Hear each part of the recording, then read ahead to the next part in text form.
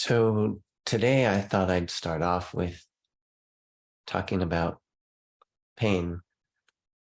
And there's emotional pain and physical pain. And when I started my mindfulness practice, I had back pain. Every morning I would wake up with some back pain. And when I first noticed that, it started in my 20s, and I was frustrated with the back pain and wanting it to go away. And I soon realized, not soon, over decades, realized that it was arthritis in my back. And arthritis in the back is a normal process. And most people who have arthritis in their back, which is everybody, most people do experience pain. I have this pain in my neck and pain in my back, and I would wake up and ask myself, can I be grateful that I can feel pain? Because I learned in medical school that a child who cannot feel pain will die. And so I started to wake up, notice the pain, and ask myself if I can have gratitude that I can feel pain. And when I would arise and walk around and move around, then the pain would slowly subside, and without my noticing it, I wouldn't have the pain. When I started taking care of patients with nerve pain, I would let them know that I believed that when they felt the nerve pain after surgery, for example, or after an injury to a nerve, then I would let them know that I believed that that was a sign, that pain was a sign that the nerve was healing. And when I had my accident, I didn't feel pain. And ironically, I could look back and see how serendipitous it was that I was grateful when I woke up and felt pain. As the weeks went by after my injury, I started to experience severe pain, burning pain, searing pain around my tracheostomy, and searing, burning pain in my right shoulder. And I would ask myself, can I be grateful that I'm feeling pain? Can I look at it as a sign that since I'm hurting and there's pain, that maybe my nerves are healing? Maybe my injury is not complete, and that I'm not an Asia A, and that I may be healing and developing sensation. And when I started my coursework for mindfulness meditation, I learned that there's another group of words that I could use to describe this pain. And perhaps I could say intense uncomfortable sensation. Even naming the pain, specifically burning, searing, tingling, or the intense, uncomfortable sensation of itching, and even the uncomfortable sensation of numbness, or the uncomfortable phantom sensations that I had with the sensation that my hands were still grasping the handlebars or my feet were still on my pedals. I could look with gratitude that I had these sensations, at least do my best. And sometimes the pain was too much, like the pain around my tracheostomy was too much for me to remain mindful. And that was okay.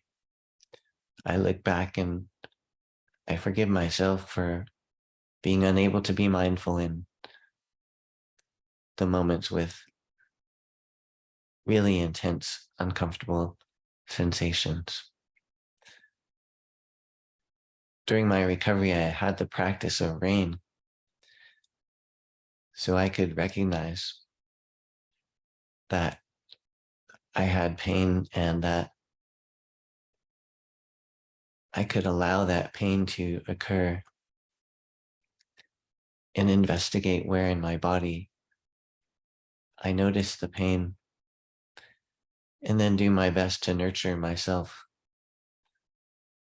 with the breath of my ventilator,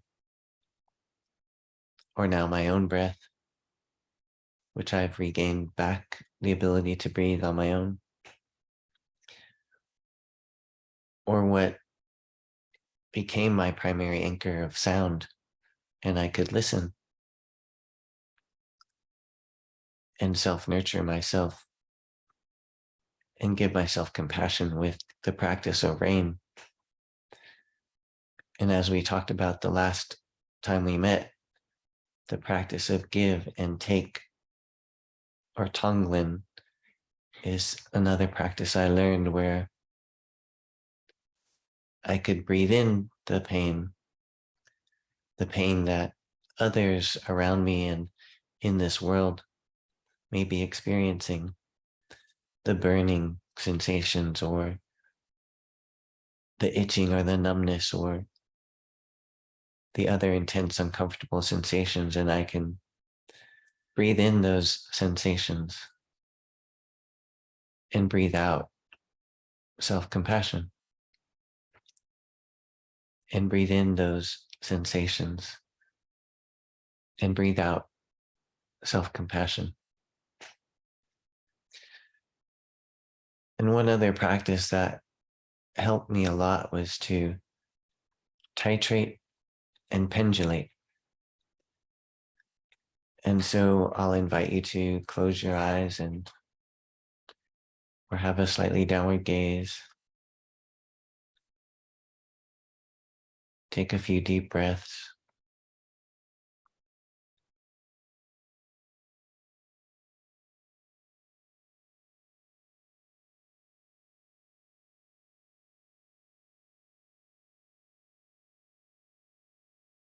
Now bring attention to any areas of your body where there may be an uncomfortable sensation,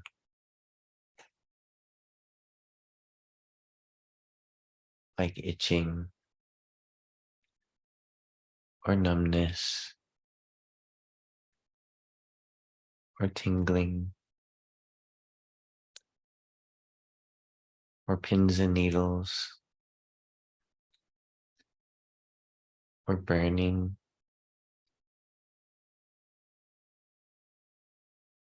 or throbbing. And notice this area of your body.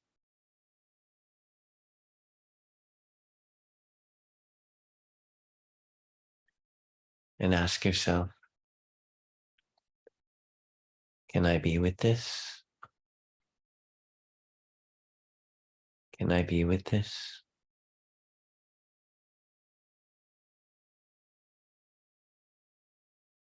Now bring attention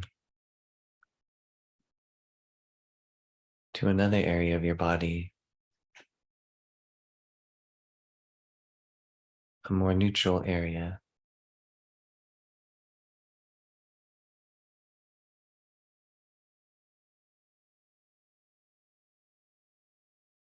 And ask yourself, can I be with this? Can I be with this?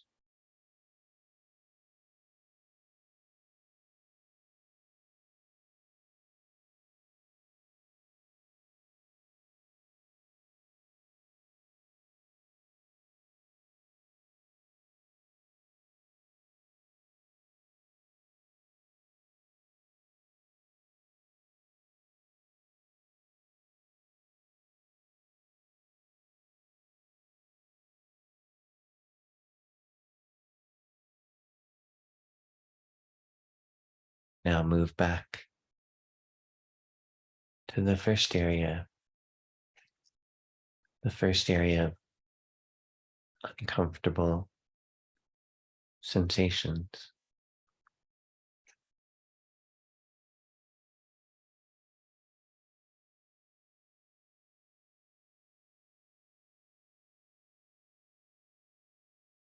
And ask yourself, can I be with this? Can I be with this?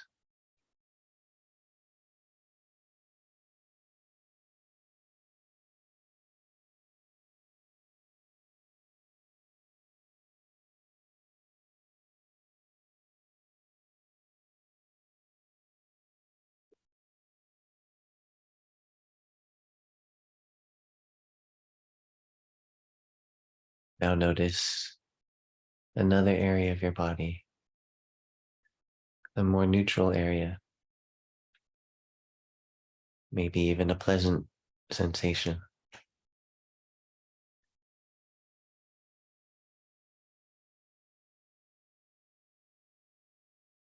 And ask yourself, can I be with this? Can I be with this?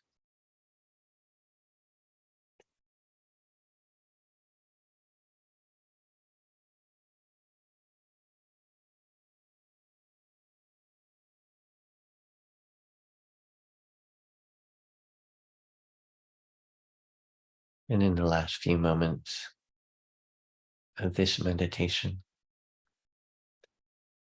take a few more deep breaths.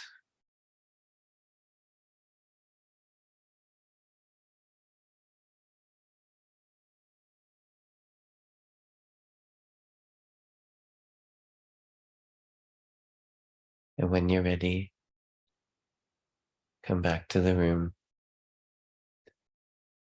and open your eyes.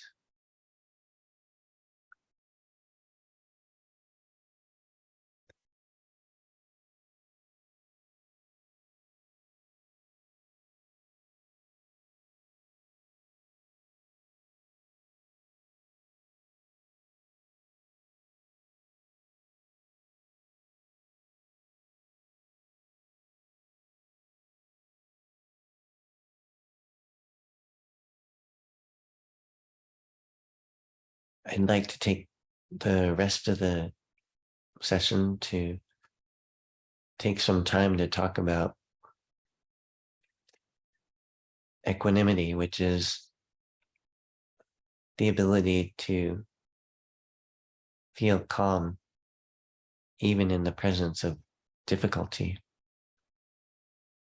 the ability to feel calm even in the presence of difficulty. And it's another heart practice. We've already talked about a few other heart practices, one being compassion, and two, love or a loving kindness practice, and another one being joy or contentment or happiness. And equanimity is something that I thought that I had. I thought that when I started practicing yoga and took some courses on mindfulness, I felt that I could feel calm even in the presence of difficulty. And it was really helpful for me as I was practicing surgery and feeling worried about my cases, and then noticing those difficult emotions and being able to come back to the present and feel calm and know that the nature of life is that all things change, and that learning that reacting from frustration or anger rather than responding with wisdom only creates more suffering for me and other people. And when I joined a parent-driven recovery group, I learned to use the serenity prayer. And I had been exposed to the serenity prayer throughout my lifetime, and I never even knew it. But soon I started to really listen to the words. It's ironic because several people during my life had given me plaques with the serenity prayer on it. And they were throughout my house, and I never noticed them until there was a point in my life where I was experiencing so much emotional pain. And during that time, the serenity prayer was reintroduced to me. And the words meant so much. And the words go, God, grant me the serenity to accept the things I cannot change, the courage to change the things I can, and the wisdom to know the difference. And it's a way of helping me accept life on life's terms. And before my accident, I had said that prayer so many times that within moments of hearing that crack, which ended up being my neck, one of the first things I did was said the serenity prayer. And accepting life on life's terms is helping me realize and know that I could not change whether I took that turn to the left instead of to the right. And I couldn't take that crack back. And I couldn't change the result of that broken neck and the resultant paralysis. But I could ask for serenity to accept that thing I could not change, or the things I could not change. And I was given that serenity because I knew that there was a plan. There was a plan for for me. And I didn't know what that plan was, but I knew that part of that plan was to increase awareness of spinal cord injury and raise money for people to help find a cure for spinal cord injury and to help people living with spinal cord injury have a better quality of life. And I also thought that part of that plan may be to introduce at least one more person to the benefit of mindfulness and to increase awareness around mental health issues.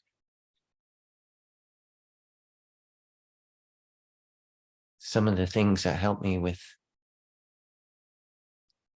equanimity are things that help turn on the soul nerve, which is the vagus nerve or the 11th cranial nerve. And when we turn on the soul nerve, we activate the parasympathetic nervous system, which opposes the sympathetic fight or flight or freeze nervous system. Things like belly breathing, expanding your belly in and out, or humming, or singing, or saying Om, or breathing out through pursed lips, or breathing mindfully. These are all things that can help activate the soul nerve or the parasympathetic nervous system.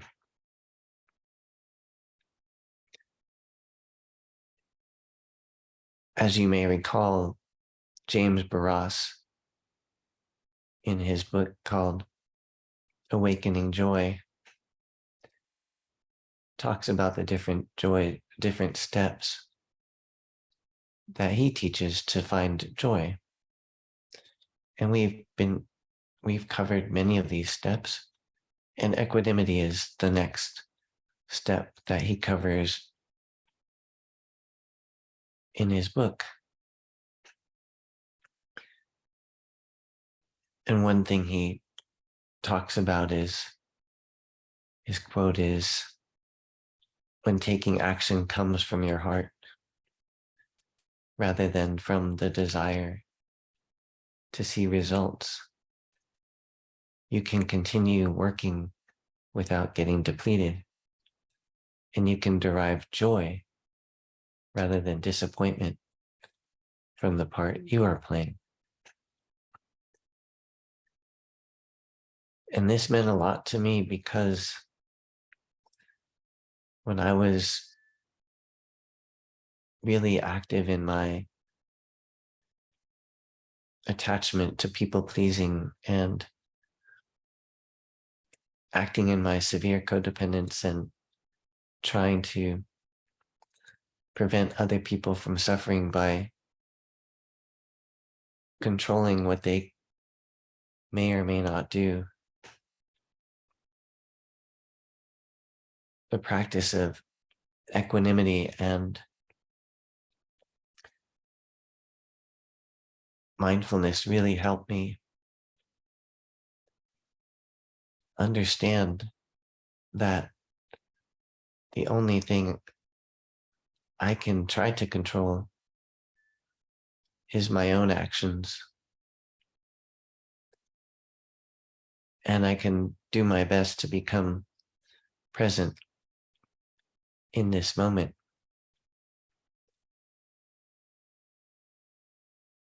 And the meditation that we'll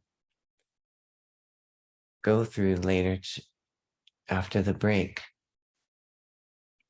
is about being the best version of myself that I can be and not needing to control my environment or other people. And an image of the lighthouse comes to mind, and it's a quote by Anne Lamott. And in that, she says, lighthouses don't go running all over an island looking for boats to save. They just stand there, shining. And so when I'm present and mindful and knowing that it's not my will, but thy will, then I can be a lighthouse for boats who may be still out to sea in the rough waters, and wait for them to see the lighthouse and come back into the safe harbors. So why don't we take a 5-minute break for me to get a drink of water and weight shift, and we'll come back. All right, welcome back, everybody.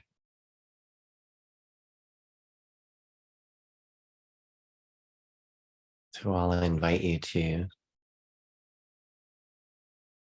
close your eyes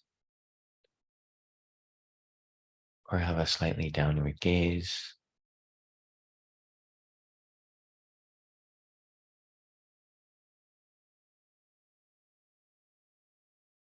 And bring attention to your breath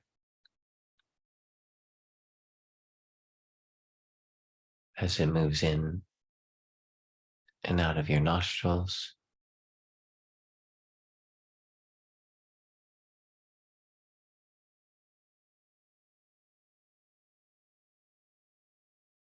Or causes a rise and fall of your belly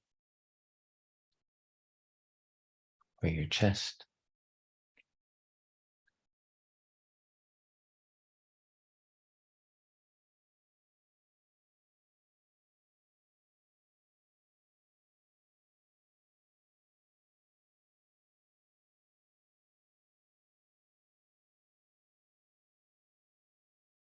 Notice your touch points,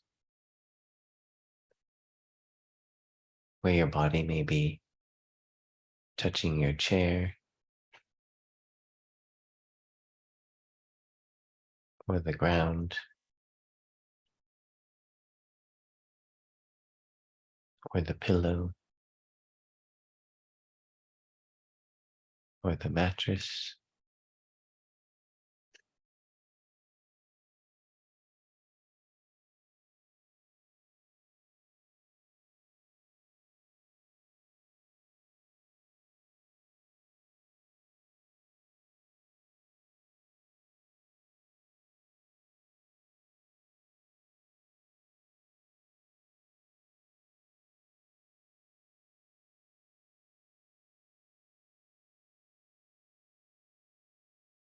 Now bring to mind someone you care about deeply.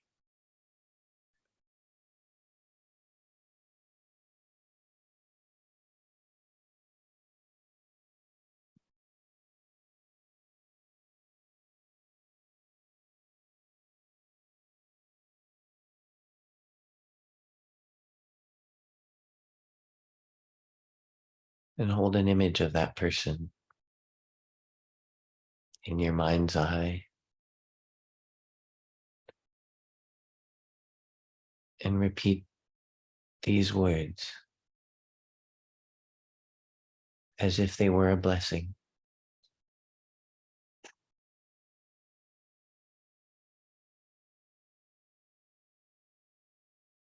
Your happiness or unhappiness.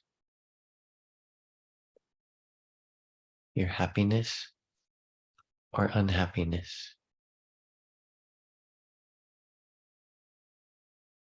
depends upon your actions. Depends upon your actions.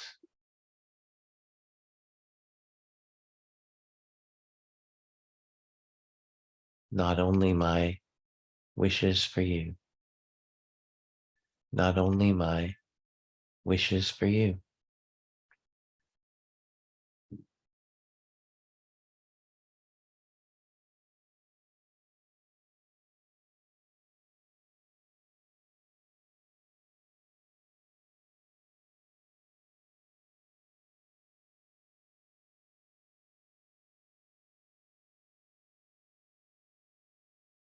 Your happiness or unhappiness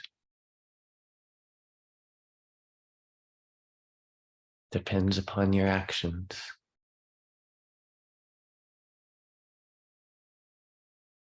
Not only my wishes for you,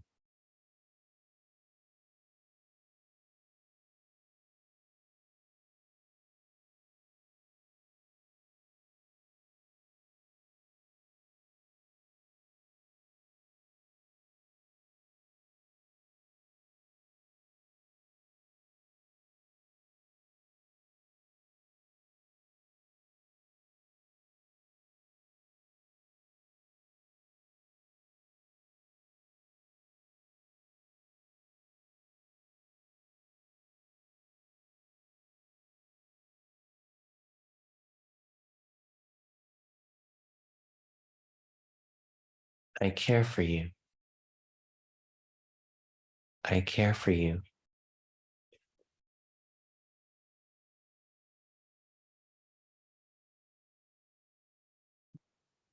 but I cannot keep you from suffering. But I cannot keep you from suffering.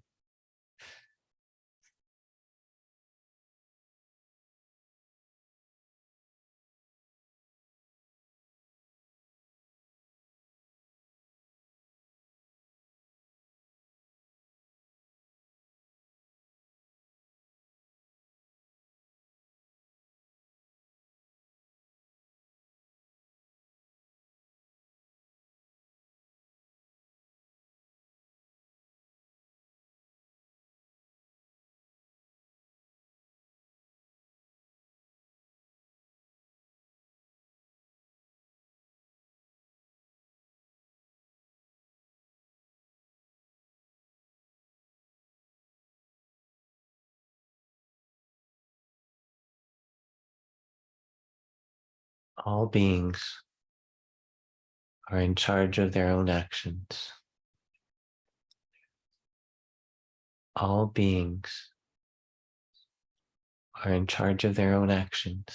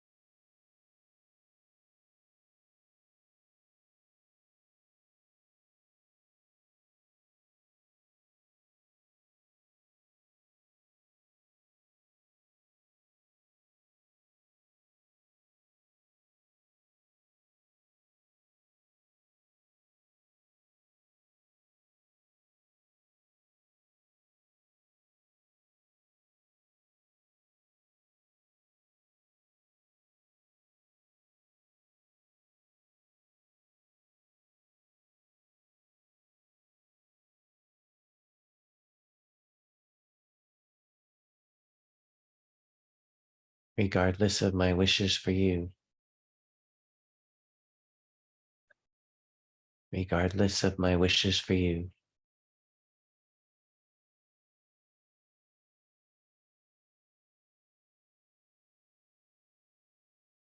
Your happiness is not in my hands.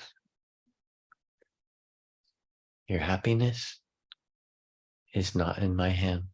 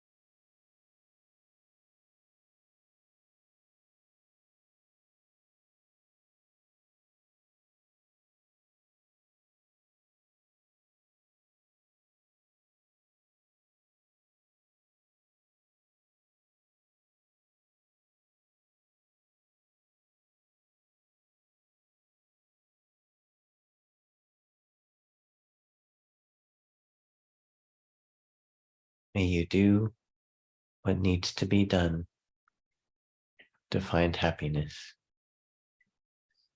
May you do what needs to be done to find happiness.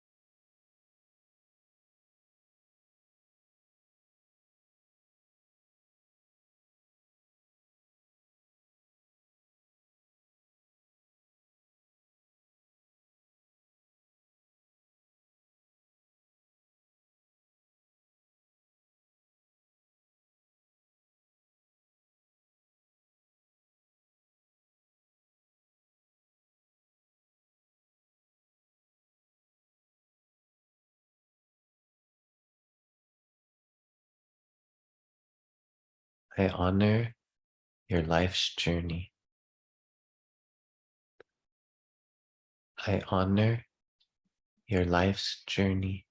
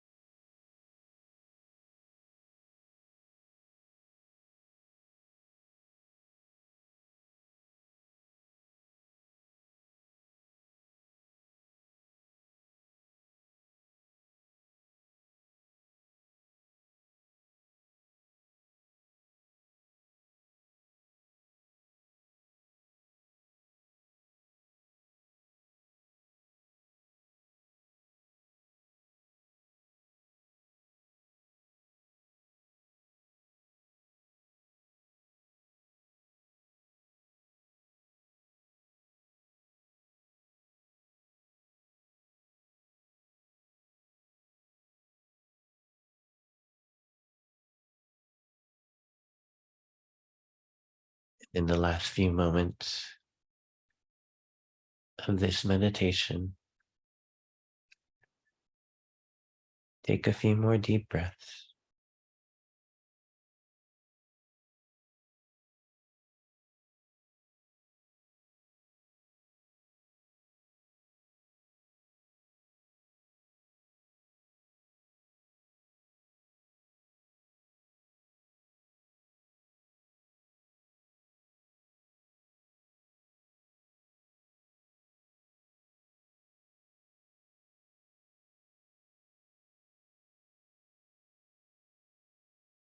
And when you're ready,